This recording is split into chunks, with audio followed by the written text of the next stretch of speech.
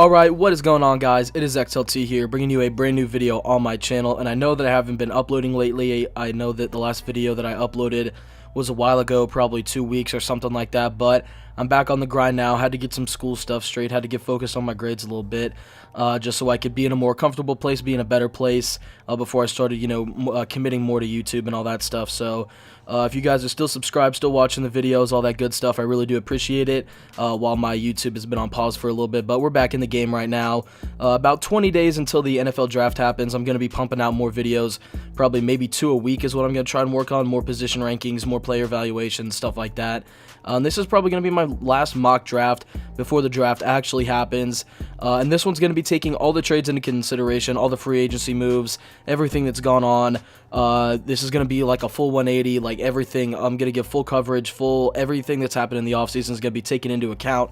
So with that being said, let's jump right into Mock Draft 5.0. With the first overall pick in this mock draft, I have the Cleveland Browns selecting who I think everybody thinks they're going to select, and that is going to be Sam Darnold, the quarterback out of USC. He's kind of been unanimously the #1 overall pick, but I've had him at a bunch of different places. I've had him at I think I've had him consistently at 1. I think I might have had him at 5 at one point. But he's definitely been in the top of my draft. He's been a guy that's been on everybody's radar, on the top of everybody's list for a while. After the combine a little bit, Saquon Barkley kind of said, maybe I should take over the #1 spot. But then they went out and they got Carlos Hyde in free agency, they being the Browns. So I don't really think the need for Saquon Barkley is there. I don't think they really want him. They probably want Tyrod Taylor to lead the team for 1 or 2 more years and then have Sam come off of the bench and be the starter that they think he can be. And I think that's a good strategy for the Browns. Kind of pull a Patty Mahomes thing like the Chiefs have done, draft a quarterback high and then let him take over after a year or two after, your starting quarterback's contract is already up. So maybe that's a situation that I think that is the situation they're in. And I think if they're going to take anybody, they should take Sam Darnold because I think he's the guy who, he's one of the guys between him and Josh Allen. They're some guys that are going to need a little bit more time to develop. They're not day one starters like Baker Mayfield or Josh Rosen or anything like that. So, Browns go Darnold at #1. The New York Giants are now on the clock with the 2nd overall pick in this draft, and their phone line is buzzing. They're getting a lot of calls from around the league. A lot of teams are interested in trading up, looking to maybe get a quarterback, maybe a generational type running back. They may be looking to get a guy that they've been eyeing for a long time that they think is going to go to this team. And one of the teams that is calling is the Buffalo Bills. And they are willing to offer their 12th overall pick, their 22nd overall pick, a 3rd this year that they got from the Browns in the trade that included Tyrod Taylor. And they're also willing to give up a 2nd round pick and a 4th round pick next year, adding on to whatever the Giants already have. The New York Giants front office is going to say, look, we're in a rebuild mode. We need some picks. We are looking to get some young talent in here, get some old talent out, young talent in. They already, got rid of some older offensive linemen. They traded JPP. They did a lot of stuff that included getting some old talent out, new talent in. So, with that being said, the New York Giants are going to accept this trade, and now the Buffalo Bills are on the clock with the 2nd overall pick, and they are going to take Josh Rosen, the quarterback out of UCLA. In my opinion, the best quarterback in this draft. He's the most pro-ready. He probably has the lowest ceiling, but he's going to be a guy that's going to be able to come in, start for you day one, understands offenses very well, has one of the best arms in this class, very, very accurate, super accurate, played in a pro-style offense at UCLA, and the Buffalo Bills are a team that may need a quarterback to start for them, year one. I don't know if they feel comfortable with A.J. McCarron, but people have said that he's a very good quarterback, one of the best in the league, backing up Andy Dalton. So maybe, you bring Josh in, let him learn the offense for a year under A.J. McCarron, or 2 years since you signed him to a 2-year deal, and then you let A.J. go and you let Josh run the offense. I think that's what they want to do. They want to bring in a guy that's accurate. I don't really think that they necessarily liked who Tyrod Taylor was in terms of very conservative, not really a gunslinger or anything like that. He liked to run around a lot. I think they want a quarterback that's going to stand in the pocket. He's going to throw the ball. He's going to take some hits, and he's going to be able to push the ball down the field at a very effective rate. And he's going to be able to take risks. He's going to be able to throw the ball down the field, and that's what I think Josh Allen brings to the table for this Buffalo Bills team, and I think that's why they see the high value in him, and I think that's why they trade up to the #2 spot for him. With the 3rd pick in this mock draft, I have the New York Jets selecting Josh Allen, the quarterback out of Wyoming. This Jets team is a veteran team. They've got a lot of veteran leadership, a lot of experience at the quarterback position. I think they still have Bryce Petty and Christian Hackenberg on the roster, neither of which I think will be there after this season. They've got Josh McCown, who's older. He's a veteran guy. He understands the game very well, had a really good season last season. And then they signed Teddy Bridgewater this offseason, who may not even be a part of this team, determining who they go with in the draft. And I think that if they go Josh Allen in the draft, Teddy Bridgewater may be there as kind of like a backup thing. He may just end up being a career backup, which kind of sucks for him, but that's just, the way the ball rolls in the NFL. But Josh Allen, I think, will sit under Josh McCown for 1 or 2 years. I don't know how long his contract is, but he'll probably sit under Josh McCown for the remainder of McCown's career with the Jets, and then he'll be able to take over. Strong arm guy, one of the more overrated prospects in this draft, I think, but the Jets haven't really drafted very well in the first round typically. I mean, they got Leonard Williams and Sheldon Richardson right, but it's kind of hard to miss those guys. So they take Josh Allen here, a guy who's going to cause a lot of controversy. He's going to be a quarterback that can handle the cold weather, which isn't necessarily a big thing that I think a lot of scouts should be looking at, but you should be looking at more at intangibles and stuff like that. But I think that they're going to go Josh Allen, just, evaluating their needs and their draft tendencies, I guess. They don't really draft very well in the first round. Typically offensively, they don't. But I think they need a quarterback. They need a guy to come in and kind of be, the next guy. I don't think they see Teddy Bridgewater as that because they didn't give him a very big contract. If they saw him as the quarterback that could come in and be the next, great Jets quarterback, then they would have given him a big contract. But since they didn't, I think that they're going to target a quarterback in the draft, and that's going to be Josh Allen at the number 3 spot. With the 4th pick in this mock draft, the Cleveland Browns are back on the board, and they are going to select Denzel Ward, the cornerback out of Ohio State. He's a guy who can kind of do it all at the cornerback position. The one thing I think he lacks, though, is ball skills. He only got like 2 interceptions, I think, last year, but he shows good ability and good awareness and ability to locate where the ball is and bat it away rather than going for interceptions. He's a very good man, press corner. Reminds me a lot of Bradley Roby coming out. That may be a lazy comparison because they both went to Ohio State, but I think it's pretty fair. And he's one of the best corners in this draft. In my opinion, Josh Jackson's better.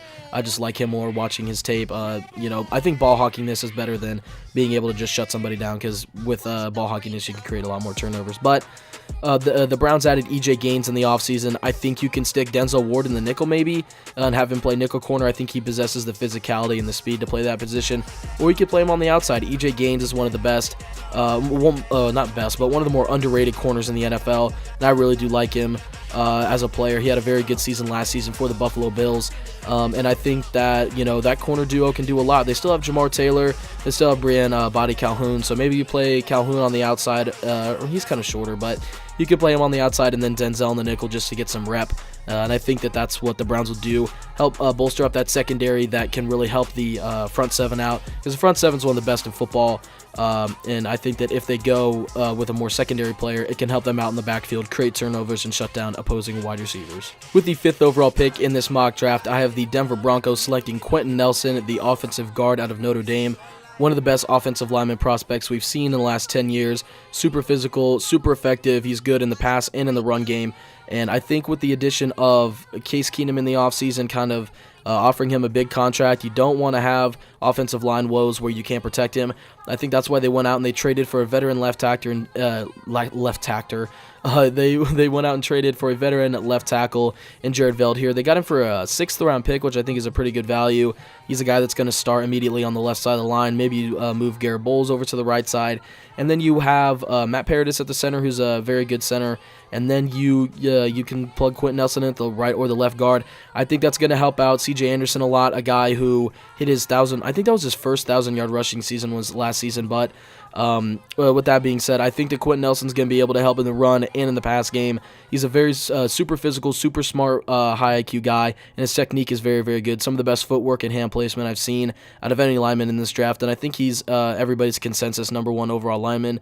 They could go other positions here. They could go Bradley Chubb, but I don't think he's a very good scheme fit. I would say Denzel Ward, since they did lose Aqib Talib, but Denzel Ward already has been taken. I think you go best available at this point, and I think that is going to be Quentin Nelson, because he's going to help your offense out the most. With the 6th pick in this mock draft, I have the Indianapolis Colts selecting Saquon Barkley, the running back out of Penn State. Maybe a little bit of surprise to people to see that he's fallen this far in this mock draft, but I saw a mock draft where he fell to like 10 or 9 or something like that, which is absolutely nuts.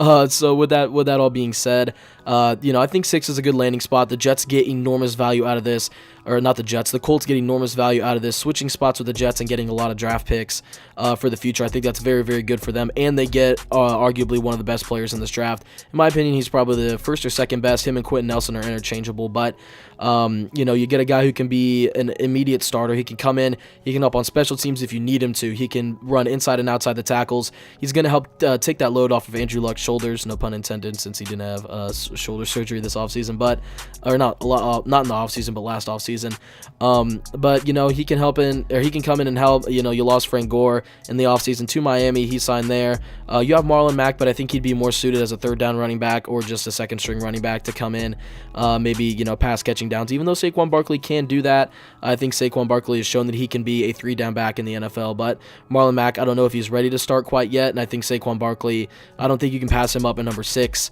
because you pretty much need talent anywhere if you're the Indianapolis Colts. With the 7th pick in this mock draft, I have the Tampa Bay Buccaneers selecting Bradley Chubb, the defensive end out of NC State. One of the better defensive line prospects in this class, him, Vita Vea, Daron Payne. You got guys like Marcus Davenport. You've got a ton of guys in this draft class that are very good defensive linemen, but I feel like Bradley Chubb is the most well-rounded and most versatile, not necessarily versatile, but he can do a lot of things that some of these other guys can. He possesses very good strength, speed, physicality, finesse combo. He's got it all. He's pretty much the whole package, but he's not necessarily an edge bender in any sense of the way. He's just, he reminds me somewhat of Michael Bennett. He's not a guy who's going to get, 12, 15, 18 sacks for you. He's going to be, an 8.5 to 11 sack per year guy, and he's also going to be able to be super effective in the run game, which I think will help him out in the NFL, being dual dimensional and stuff like that. But the Buccaneers, they did trade for JPP, but they really don't have anybody on the other side. Noah Spence didn't necessarily have a great rookie year, and he's pretty much just a finesse guy. He doesn't really stop the run. He's not really an edge setter or anything like that, and I feel like Bradley Chubb possesses all of that, which I just said earlier, but I feel like if you can bring him in, you can put him on the other side of JPP. JPP can get after the passer, and you can also get Bradley Chubb to get after the passer. You've got Gerald McCoy, who's one of the best D tackles in the NFL. You've also got who's their other D tackle? His name's escaping me right now, but they've got some pretty good interior defensive linemen. I think if you add Bradley Chubb to that, you'll be able to stop the run, and you'll be able to get after the passer, which is very good in that, which is very prominent need in the NFC South when you're playing guys like Cam Newton, Matt Ryan, Drew Brees 2 times a year. So I think that's going to be a good pick for the Bucs, and he does fall to number 7. I think it's going to be one of the better value picks, at least in the first half of the draft. With the 8th pick in this mock draft, I have the Chicago Bears selecting Tremaine Edmonds, the linebacker out of Virginia Tech. He's a guy that can play inside and outside linebacker for you, even though they do run a 3-4 scheme. He can come in and he can play inside linebacker and outside linebacker. He did it at Virginia Tech. I think he can do it in the NFL. They did lose an inside linebacker. I think his name's Chris. I don't know if it's Chris Jones, or it's like Christian Jones or something like that. They lost him to the Lions in free agency. I think they cut Pernell McPhee and they cut Willie Young, so that makes rooms for other linebackers to come in and make a name for themselves and hopefully help out that defense that I think that they're trying to revamp. And I think Tremaine Edmonds is a guy that can come in. He can play opposite of Leonard Floyd, or he can play inside with Danny Trevathan. He can do either. He's very good at both. He's just not super physical in the run game. He likes to run around blocks, but I think that's just going to come with time, and he'll develop that physicality, put on some more muscle once he gets into the NFL, or just bulk up a little bit more. But I think he's going to be a good pick right here for the not for the Browns, for the Bears, a team that needs linebackers and help on that defensive side of the ball. I think you win defense, you win championships through you don't win defense through championships. You win championships through your defense, and I think that's what they're going to try and do here with their first pick in the draft. With the 9th pick in this mock draft, I have the San Francisco 49ers selecting Roquan Smith, the linebacker out of Georgia. Back-to-back linebackers right here, easily interchangeable at the 1 and 2 spots in terms of where they rank positionally. But I think Roquan Smith is better, but I do think he falls later, or not necessarily later, but he does go after Tremaine Edmonds because of scheme fit. I don't think he's necessarily a true inside linebacker in the NFL. at least in the 3-4 scheme. I think he's more of a 4-3 outside is what I would necessarily just label him as. I think that's where he would fit the best. He's very fast, very good in coverage, very good at diagnosing the play and chasing it down. And he has great angles, great pursuit, and he's a great tackler. The only thing that I wouldn't put him at inside linebacker, why I wouldn't put him there in a 3-4 scheme or in a 4-3, is because of his size and his physicality. Not necessarily the biggest dude. He's only about 6 foot, 6'1", 230 pounds. So he's not necessarily, a guy who's he's not a thumper middle linebacker. He's not going to go up there and just blow up offensive linemen off the spot or anything like that. But he is going to be a guy that's very good in the open field, and I think that the San Francisco 49ers are going to value that very, very much. They're a team that needs help not necessarily on the defensive side of the ball, but I think that if you're going to go best available, I think that the way that you ought to go is Roquan Smith. He's a guy that can take over for Ray Armstrong, or who's their other outside linebacker? I can't remember who their other outside linebacker is, but I think he'd pair well with Reuben Foster if Reuben Foster can stay on the field and not be suspended or anything like that. But I think that'd be a very good 1-2 punch, come next year if Reuben Foster isn't suspended or anything like that. But I think that that's the direction that the 49ers are going to go with their first overall pick. With the 10th pick in this mock draft, I have the Oakland Raiders selecting Minkah Fitzpatrick, the defensive back out of Alabama. I label him as a defensive back. I've gone over this in other mock drafts, but if this is your first one, listen to me classify Minkah or anything like that. I label him as a defensive back because he played 3 different positions on the defensive side of the ball for that Alabama Crimson side, and he played them all very, very well. He played outside corner, played nickel corner, and he played safety at a very high level. And the Raiders are a team, I couldn't remember who I was talking about for a second, but the Raiders are a team that need help at the safety position. Obi Melifonwu was a guy they drafted last year, but I don't necessarily know if he's going to be able to come in and be a day one starter. I think Minkah can. Reggie Nelson is getting old. I don't know why he's still on the team. I think they ought to get rid of him, but he's not very good in coverage anymore, pretty slow. He doesn't hit very hard either, at least anymore, but I think Minkah can be a guy come in, he can play free safety, and he's going to be very good in coverage for you. Also, he could come in and he could play slot corner, or nickel corner. You cut David Amerson, and I don't think Sean Smith's on the team anymore. If I'm mistaken, then I guess I am, and I can't really say much about that. But you have Garyon Conley, and you sign Rashawn Melvin in free agency. I think you should go out and you should get Minkah Fitzpatrick because he could play different positions on your defense for you. He could play safety, he could play outside corner, he could play nickel corner. He's a guy who can move around the field, put him in the best situation to succeed. With the 11th pick in this mock draft, I have the Miami Dolphins selecting Baker Mayfield, the quarterback out of Oklahoma.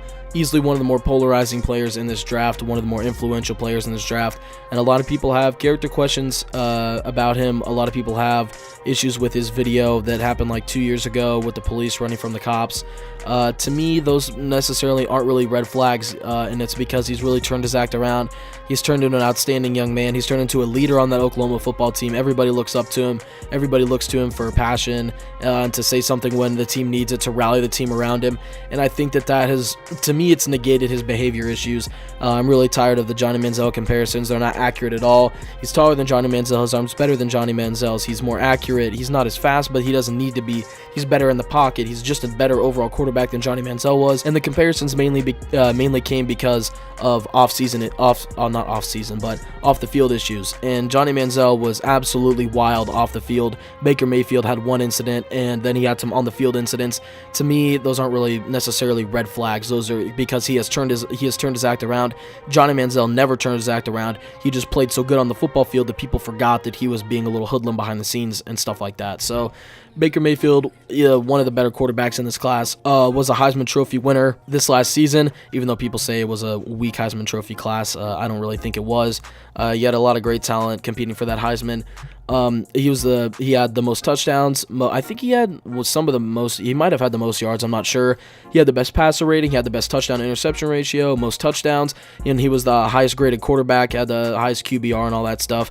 So I think 11 to the Dolphins is a good fit. Ryan Tannehill probably won't be there for much longer, and I think they want to turn the reins over to a cornerback who's going to change the culture, and I think that's going to be Baker Mayfield. With the 12th pick in this mock draft, I have the New York Giants selecting Marcus Davenport, the edge player, or rusher, whatever you want to call him. I'm just going to label him as an edge. The edge player out of UTSA. easily one of the better athletes in this class, has the most upside in this class, I think, out of any player. Him and Josh Allen have a lot of room for improvement, and I feel, or not necessarily room for improvement, but I feel like they've got a lot of upside. They've got a lot of good talent right now. I think if they can just refine their skills, they'll be, easily some of the best players in this class or out of this class. And I'm just looking at Marcus Davenport, and he really does scheme fit the New York Giants. They switched from a 4-3 to a 3-4. That's why they got rid of JPP, because he was just pretty much a 4-3 pass rusher. Marcus Davenport is a guy who played stand-up 3-4 end at UTSA. He's a freak athlete. He's super strong, super physical, super athletic, can get after the passer, can manhandle offensive linemen. We saw it at the Senior Bowl. We saw it all throughout his tape. His tape is some of the best tape you can see out of a college football player, at least in this year's draft. He hustles to the ball every single play. He knows what it takes to be a football player. He's not just, oh, the play's away from me, I'm a jog. He just sprints over to the ball. He wants the ball. He wants the ball out of people's hands. He wants to make a difference for his team. We saw in the Senior Bowl, he got after Baker Mayfield. He got after, the other quarterback. Oh, what was it? It was like Kyle Lauletta, Mike White. He got after them. Josh Allen, he got after. Oh no, they were on the other team. Kyle Lauletta and Mike White were, but that's besides the point. He absolutely killed Brian O'Neill, and I think that he's shown that he can withstand and he can compete against pro-level talent, at least at the college level, and I think he'll be able to compete against pro-level talent at the NFL level for the New York Football Giants. With the 13th pick in this mock draft, I have the Washington Redskins selecting Derwin James, the safety out of Florida State. In terms of just pure safety prospects, guys who pretty much only play safety or play safety a majority of the time, he, to me, is the best. He's the most physical. He's the most athletic. He's got great ball skills on top of being able to help in the run game, and he's one of the best tacklers in this draft. That includes defensive ends, corners, linebackers, safeties, just anybody on the defensive side of the ball. He's one of the best and most physical tacklers in this draft. He reminds me a lot of a young Cam Chancellor coming out of Virginia Tech, just because how physical he is, how eager he is to help out in the run game, even though he may be 25 yards off the ball. He's also pretty good in deep zone coverage, in cover 3 and cover 2.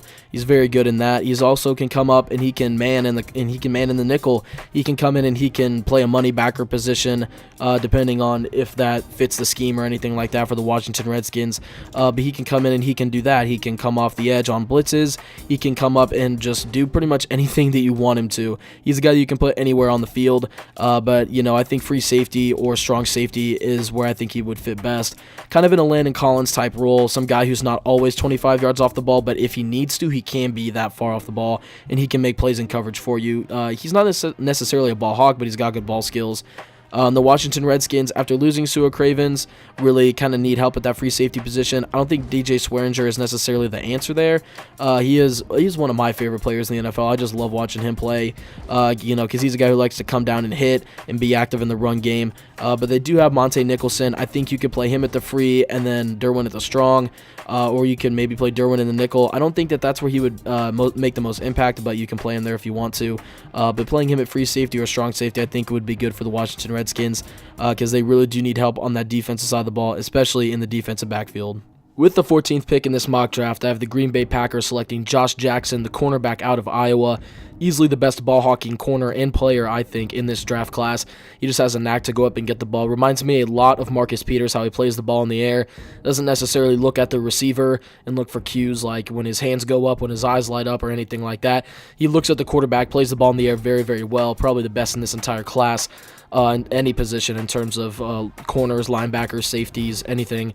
And the Green Bay Packers are a team that need help in that secondary. They could also use help in the pass rushing department. They could go D-end right here, or not D-end, but outside linebacker. But I think the guy that they already would have wanted to take would be gone, and that would be Marcus Davenport. Went 2 picks earlier. Josh Jackson fits in well here. You did lose Demorius Randall if you are the Green Bay Packers. You did lose him to the Cleveland Browns in that trade that you did for Deshaun Kaiser. So I think you need to go out, bolster up your secondary in this draft. I think Josh Jackson does that for you in the first round. With the 15th pick in this mock draft, I had the Arizona Cardinals selecting Mike McGlinchey, the offensive tackle out of Notre Dame. One of the better offensive lineman prospects in this draft. Could arguably be the second best next to his partner in crime at Notre Dame, and that would be Quentin Nelson. But him at 15, I think, is really good value. I think he falls anywhere between the number 10 and the number 20 pick. Getting him towards the bottom half of that, right in the middle, would be 15. I think is a good value for the Cardinals. With the Bills trading with the Giants, as I've projected, in this mock draft. I think that gives him room to fall because I think the Giants could take him at 12, but I think that they have a better need, or they have a bigger need at pass rusher since their new scheme fit and stuff like that. So McGlinchey falls to the Cardinals at 12. They traded Jared Veldheer away to the Broncos for a 6th-round pick in this year's draft, so you could start him at left tackle or you could start him at right tackle. He's a very physical, very hard-nosed, run-blocking guy. He could use some pass blocking footwork and hand placement. I think that would be two of his biggest things that he could work on, but he's very physical, very strong, and I think he's one of the better offensive linemen in this draft. Moving now to the 16th pick in this mock draft, I have the Baltimore Ravens selecting Calvin Ridley, the wide receiver out of Alabama. He's the consensus #1 overall wide receiver in this class, and I know that the Ravens went out and they got Michael Crabtree. I think they were targeting Ryan Grant, and then he failed a physical, and I think they got Jaron or John Brown. They might have got John Brown from the Arizona Cardinals. I think that's who they got. Is a good, speedy wide receiver, and Michael Crabtree's more of a possession, go up and get it type guy. And they did lose Mike Wallace in free agency, so I think to help Joe Flacco out, you need to either target offensive linemen right here, or you need to go target wide receivers. I feel like the best wide receiver in the draft is available to you at this spot. The team before you passed on him, so I think you have to take him here. You need to develop him as a young talent. I know he's 24, kind of older for a rookie, but having Joe Flacco as a quarterback, giving him more weapons, I think is what the Ravens offense needs. They did lose their center, but I don't think there's any centers that you could draft right here. I think the one in this class that you could draft would be a little bit too high right here, but I think Calvin Ridley is a good fall here. A very good route runner. He could fill the role that Mike Wallace left. He could be a very good slot receiver. I think that's what he projects best as in the NFL, because he's not really a jump ball guy, and he can definitely hurt you with speed and route running and his preciseness. So I feel like a slot role would be good for him in Baltimore. With the 17th pick in this mock draft, I have the Los Angeles Chargers selecting Vita Vea, the defensive tackle or nose tackle, whatever you want to call him, out of Washington. He was used as a nose tackle primarily at Washington, but I feel like he can fill the defensive tackle role. He's got the physical frame, size, weight, speed combo. His speed is amazing. He's kind of like, he reminds me a little bit of Dontari Poe and how fast he was at the combine. I know he didn't run a sub 5, and a lot of people expected him to run a sub 5, but for me, it's totally okay that he didn't do that. There's just the one concern about him, I think, is just the fact that he takes plays off, that he wears himself out too fast, or that he just doesn't have as good of conditioning. And I feel like once he gets into the NFL, he will definitely develop that. And this could be the steal of the draft. A lot of people have him going in the top 10, maybe 9 or 10 to, I don't think 9, but 10 to the Raiders. A lot of people have him there, 11, but I think that he's going to fall because a lot of other teams are going to value positions of need. They're going to have, I could see 11 to the Dolphins because they just got rid of Sue, but I feel like they're going to go more for the future in terms of their offense. And I think he's going to fall 17 to the San Diego Chargers, or not San Diego, the Los Angeles Chargers, and he may end up being the steal of the draft, at least in the first day. With the 18th pick in this mock draft, I have the Seattle Seahawks selecting Mike Hughes, a cornerback out of UCF. They had a very good season last year, claiming themselves, or the self-proclaimed national champions, because they beat Auburn, and Auburn beat Alabama, and Alabama won the whole thing, all that good stuff. But Mike Hughes kind of flew under my radar for most of the season. I was mainly looking at guys like Josh Jackson, Isaiah Oliver, Denzel Ward, Dante Jackson, Carlton Davis. I didn't really know a lot about Mike Hughes, and I kind of pushed him to the side because he was a smaller school guy. But I went back and I watched some of his film, and he may be one of the better. He is one of the better, but he could rival the 1 or the 2 spot in terms of being an all-around corner. He's a very well-rounded guy. He's not just a man. He's not just a zone corner. He's not just cover 2, cover 3. He excels at everything. He's got okay ball skills. I think that's one thing that he could work on. But he's a very good jump ball corner. He can go up and get the ball, and he's an elite kick returner. So if you can get that type of talent in the first round, to me, it wouldn't be like an Adoree Jackson situation, because Mike Hughes is bigger, stronger, more physical, and he's just a better all-around corner, whereas Adoree Jackson was kind of a wild card. You didn't know what you were going to get with him. But I think that, the Seahawks are in a rebuild mode. They let go of Sherman. They've got Shaquille Griffin. They got Justin Coleman. They've got some young guys on that secondary roster. They could really help them out, and they could really help, kind of foster a Legion of Boom 2.0, I guess is what I would say. Going after Mike Hughes in this draft would be a very good thing for them to do if they want to continue to up that defense, especially in a division where you have the 49ers, who are looking better and better every day, and other teams like the Cardinals, who have a good quarterback, or an okay quarterback in Sam Bradford, and then you have the Rams, who are looking like one of the best teams in the NFL. So adding to your defense is going to be a good thing for the Seahawks. With the 19th pick in this mock draft, I have the Dallas Cowboys selecting Daron Payne, the defensive tackle out of Alabama. He's one of the best defensive tackles in this class. I have him going higher than, I think, Mo Hurst, in my opinion. This may be like a homer pick, I don't know, but I think he's the most effective and well-rounded D tackle in this class. The only thing that's holding him back, in my opinion, is size. A lot of people think like, oh, 6'1", 280. That's not big enough. But I think Daron Payne is the most physically gifted player in this, at least out of the defensive tackles. Vita Vea is fast and strong, but Daron Payne can be fast and elusive and physical and strong. And you saw in the national championship game, not that it matters that much, but he did catch a touchdown. And I think that shows that he's just an all-around athlete, and he can do a lot of stuff for you. Sneakily athletic, like I said. I think he could really help out that Cowboys front seven. After losing Anthony Hitchens, they didn't really have a D-line to begin with. You could pair him with David Irving on the inside as 2 D tackles, and then you can play, DeMarcus Lawrence and then whoever else on the other side. I think he's really going to help out that Dallas defensive line and ultimately help out that young secondary with getting to the pass rush, stopping the run, especially in that NFC East that proves to be a very competitive league, or a very, very competitive division every single year. With the 20th pick in this mock draft, I have the Detroit Lions, one of my favorite teams, going after Billy Price, the offensive guard / center out of Ohio State.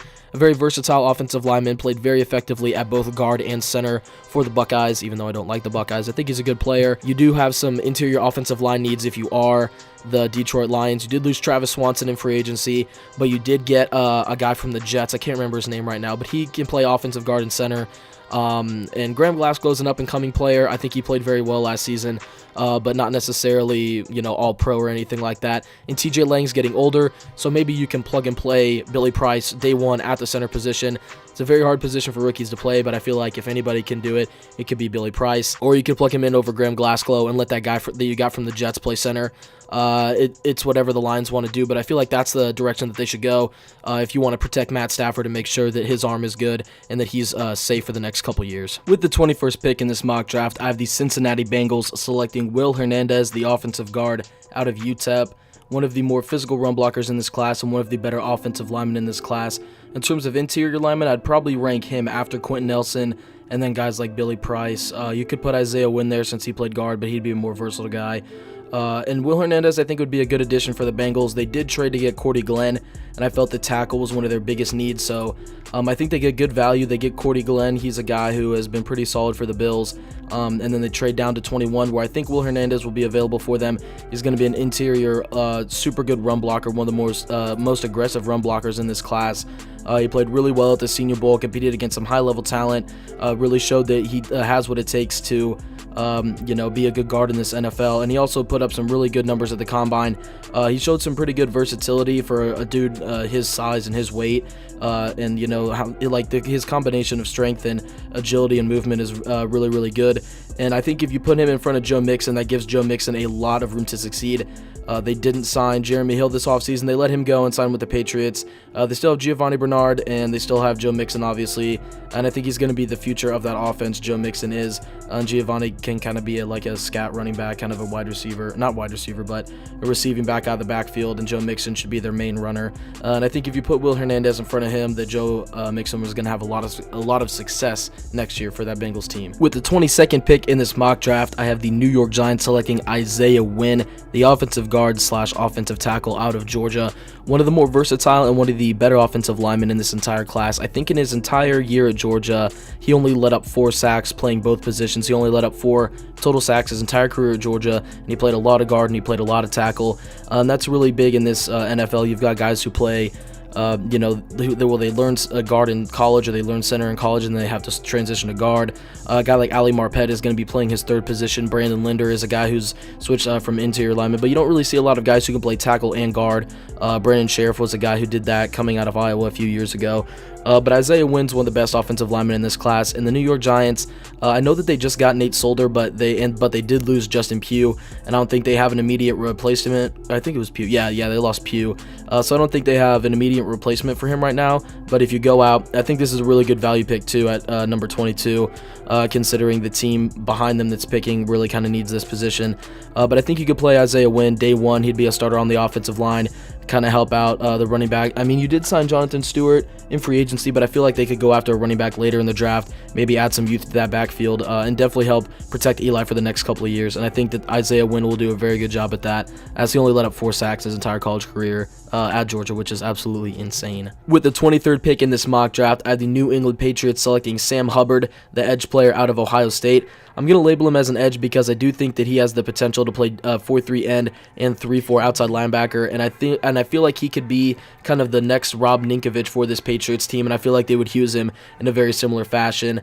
Because they do run that hybrid defense. They do need their defensive ends to be athletic and be able to cover in zone from time to time. And I feel like Sam Hubbard, he did do that a little bit at Ohio State, but he was mainly a pass rusher. And I definitely think that he is a guy that the Patriots are going to look to target, especially since they didn't get a ton of production out of Rob Ninkovich's replacement. I can't remember his name. Oh, gosh, it's escaping me right now, but they do have a pretty solid offensive line. They've got Malcolm Brown. I think his name is it Malcolm Brown? Yeah, pretty sure it's Malcolm Brown out of Texas a couple years ago that they drafted, and they just traded for Danny Shelton, and that's going to definitely shore up their interior of their defensive line. And I feel like if they go and add some edge pieces, Jeez, I'm just stuttering all over the place. But if they go out and they add some edge pieces in this draft and through free agency maybe make a trade or two or maybe sign a guy after the draft or something like that, I feel like that'll really help their offense because they really didn't get after anybody in the quarterback department this entire season. They didn't really generate any pressure, and I feel like they're going to need to do that if their defense is going to be successful and if they want to help out the back end, which the back end is going to need some help after losing Malcolm Butler in the offseason to the Tennessee Titans. With the 24th pick in this mock draft, I have the Carolina Panthers selecting DJ Moore, the wide receiver out of Maryland. In my opinion, he's one of the better wide receivers in this class. In my opinion, in the rankings video that came out before this one, I ranked him as the number 2 wide receiver just because I think he possesses the ability to make plays after the with the ball after the catch. I got a little tongue-tied there, but I feel like he has the ability to make big plays if he's got the ball in his hands, whether that be on a screen pass or a slant or a go or a corner or anything. Just get the ball in the guy's hands, he's going to go make a play for you, and that is what the Carolina Panthers need at the wide receiver position. In the past, they've tended to target big body, go up and get it, jump ball, red zone threat wide receivers, guys like Devin Funchess and Kelvin Benjamin. And there was one other guy, I can't remember his name right now, but they need a receiver that's going to be able to stretch the field and just burn guys because they haven't really had that. They did have Corey Brown or Philly Brown a couple years ago, but they cut him for some reason. They did draft Curtis Samuel last year. I feel like he could be a good slot receiver for them, but I feel like if you put Devin Funchess on one side, DJ Moore on the other, and then Curtis Samuel in the middle, I feel like that's going to make for a potent offense, and you just need to give Cam Newton some weapons because he didn't really have a ton last year. You traded Kelvin Benjamin. You didn't really get much for him. What did they even get? I can't even remember what they got for him, but I know they didn't get a ton. But, I think that they're just going to have to, if they want to stay relevant, their defense is very, very good, and I think that they can target some defensive guys later in this draft, some guys I think will fall at positions that they need, like safety, cornerback, stuff like that. But right now, I think you go out and you get a very good wide receiver in DJ Moore, who's going to help you a lot on the offensive side of the ball. With the number 25 pick in this mock draft, I have the Tennessee Titans selecting Rashaan Evans, the linebacker out of Alabama. After losing, was it Avery? Yeah, it was Avery Williamson. After losing Avery Williamson in free agency to the Jets, I feel like linebacker is one of their biggest needs. They are switching to a 4-3 defense, so they could go edge rusher here, but I feel like some of the edge rushers that are going to be available right here are more 3-4 outside linebackers. Harold Landry, to me, he doesn't really strike me as a 4-3 end. I feel like he doesn't really have the size, he doesn't have the weight, because he's only about 250 pounds. He reminds me more of a Von Miller, a 3-4 outside linebacker, so he's not necessarily a good scheme fit, but I feel like Rashaan Evans would be a good inside linebacker, even a good outside linebacker in this 4-3 scheme, because Avery Williamson, I feel like, was going to be the guy who's going to take over for Wesley Woodyard, because Wesley Woodyard is getting up there in age. But maybe you can get Rashaan Evans in there, he can learn from Wesley, and he can turn into the next Avery Williamson. I'm kind of sad that they didn't retain him. I probably still would have had them taking a linebacker if they would have retained him, because they could have put Rashaan on the outside, Avery on the outside, and then had Wesley in the middle. But still, I feel like they're, especially in that NFC South, it's going to be a very competitive division. Some good running backs. You got Lamar Miller. I have the Colts drafting Saquon Barkley. You got Leonard Fournette. It's going to be a very hard division. I feel like you're going to need some guys who are going to be able to go up there, who are going to be able to cover in the pass game, and who are going to be able to help in the run game. And Rashaan Evans is one of the more versatile linebackers in this class. He looked very good at the combine. His movement looked very good, especially in the pass drills and in changing direction, hit movement, and all that good stuff. So I feel like he's going to be a good value pick right here. I've had him labeled or projected in the higher end of the higher half of the second round, or no, I don't even know how to say it, but I didn't project it higher than this throughout most of the season. But I feel like he took a fall a little bit after some other guys got some hype and after free agency moves. But I feel like he's a good fit for the Titans at 25. With the 26th pick in this mock draft, I have the Atlanta Falcons selecting Mo Hurst, the defensive tackle out of Michigan. Easily the most productive defensive tackle in all of college football last season. He graded highest in terms of Pro Football Focus, and I think they've been doing it since like 2014 for college football. It's fairly new for college football, but they've been doing it a while for the NFL. But they finally got some more staffing, and they were able to do it for all of college games and cover a wide range. And Mo Hurst graded as the highest interior defensive player in the history of Pro Football Focus college. I think he graded like a 96.4 or 94.6. It was one of those. He graded super high, super good against the run, super good against the pass. He's got some finesse moves, and he's also got some overpowering moves. He's really good in the run game, and I feel like the Atlanta Falcons really do value him as a D tackle. I know he wasn't able to compete at the combine because they found some heart issues, but then he sought some doctors at some pretty prestigious universities, and he sought out their help. I think he saw some guy at Harvard, and then he saw another team trainer like at Michigan or another school, and they both said, yeah, you're clear to go. So he did, and he ran a pretty fast time at his pro day, or not his pro day, but Michigan's pro day, and I feel like he really solidified himself as a first round pick. I really couldn't see how he would fall out of the first round. I think I might have had him out of the first round in my latest mock draft, but that was just due to the initial reaction of him not being able to compete at the combine due to his heart issues. But I feel like he got those all cleared up, and I feel like the Atlanta Falcons do need a D tackle after losing Dontre Poe in free agency to the Carolina Panthers. Pair him next to Grady Jarrett. Maybe he can take him under his wing a little bit to solidify that Falcons front seven. With the 27th pick in this mock draft, I have the New Orleans Saints going back-to-back with the Hursts. I have them taking Hayden Hurst, the tight end out of South Carolina. In my opinion, he's probably the best tight end in this class. I may value him a little bit higher than Dallas Goedert just because of the school that he played at and then, the competition level that he played against. But the one thing I think that he has against him easily is his age. He did play pro baseball, so he's a pretty good athlete, but it does kind of hold him back in the age department a little bit. I think he's like 24, maybe turning 25, so he's pretty old for a rookie, but I feel like he's a guy who can come in and have a very big impact. He's kind of more of the modern tight end. He reminds me a lot of Travis Kelce in the way that he's sneakily athletic, but you don't really see it necessarily all the time when he plays. But he can go up and he can really get any ball. He can run the ball. They did it. He ran the ball a lot on like not necessarily fullback dives, but like tight end gives up the inside on the goal line. He did like to do that, so that means that he can make plays with the ball in his hand.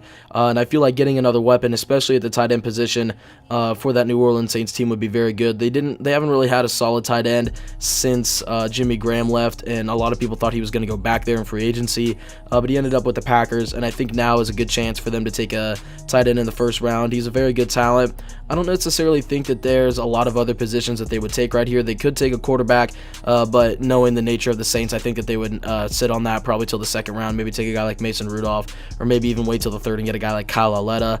But right now, I think Hayden Hurst is probably the best available player, at least in my opinion, and I feel like he fills a need at the tight end position for the New Orleans Saints. With the 28th pick in this mock draft, I have the Pittsburgh Steelers selecting Leighton Vander Esch, the linebacker out of Boise State.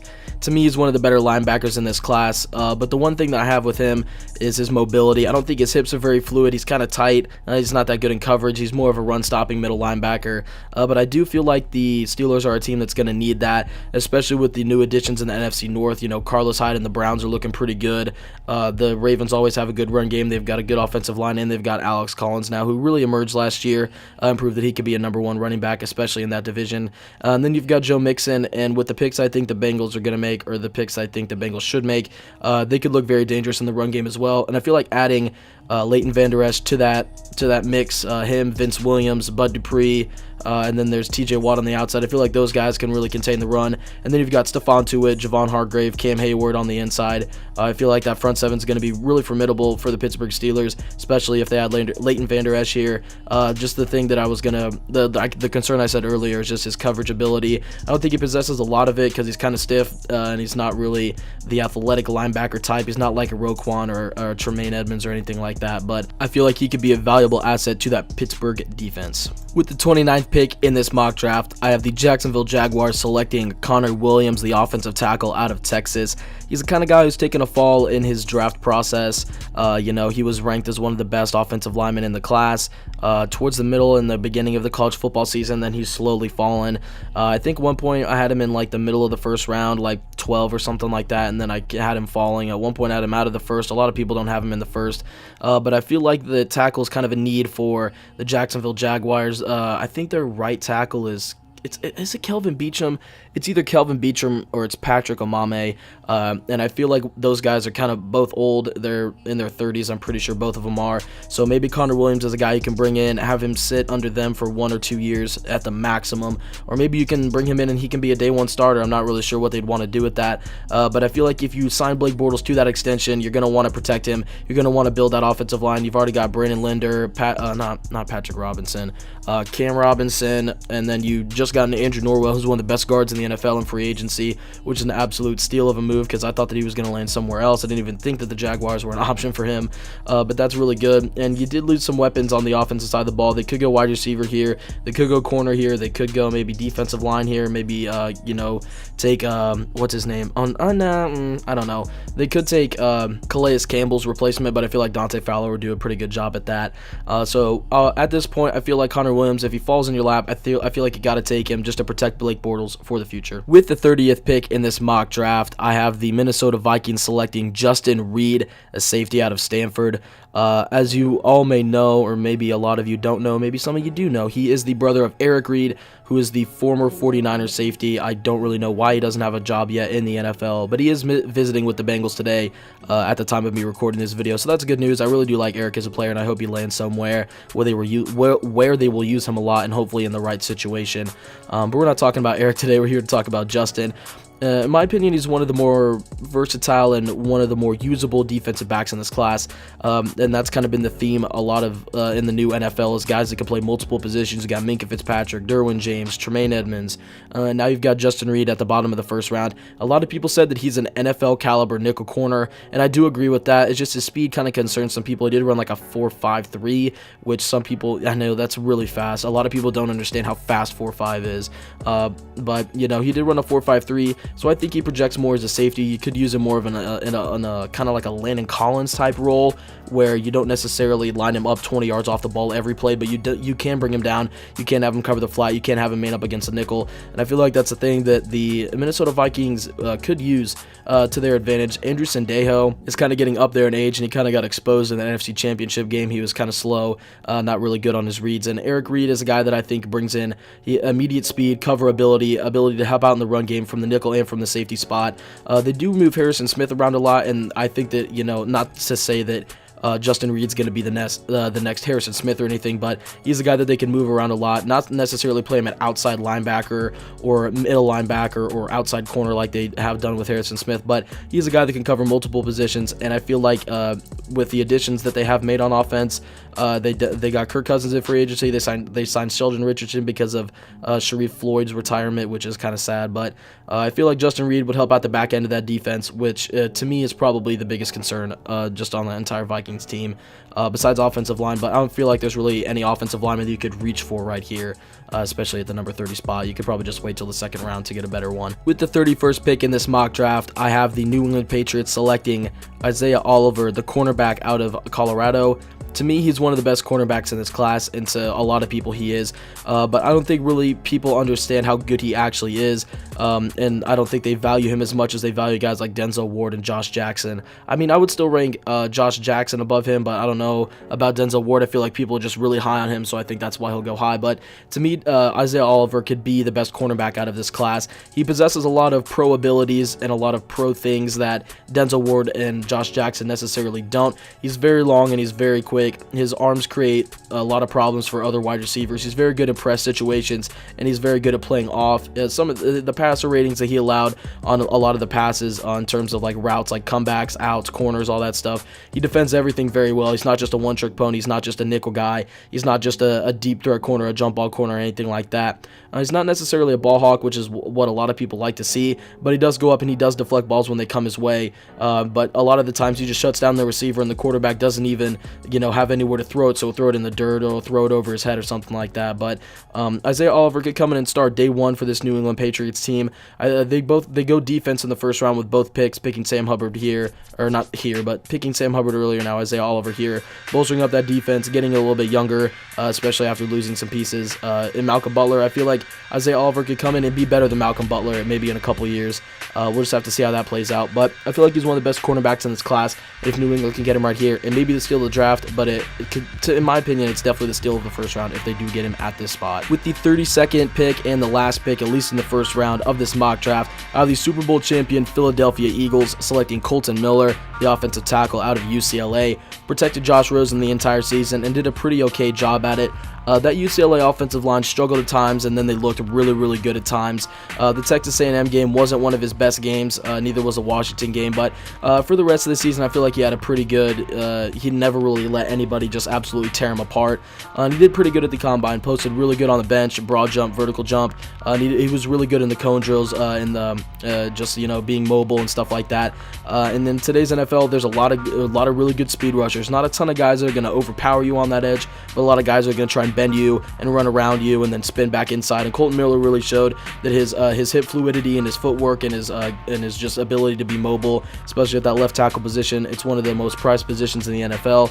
The Philadelphia Eagles may not have Jason Peters he may never play another snap again in the NFL, so they've got to prepare to that. I think his first name is Hal, but I can't remember his last name. It's like V Villataya or something like that.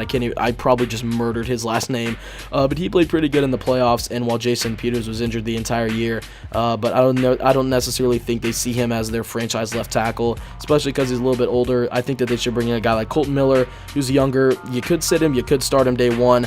It's kind of a risky thing, especially with offensive tackles starting them right away, because they're just expected to do so well, and not a lot of them do. But Kolton Miller, I think, is a pretty safe pick right here.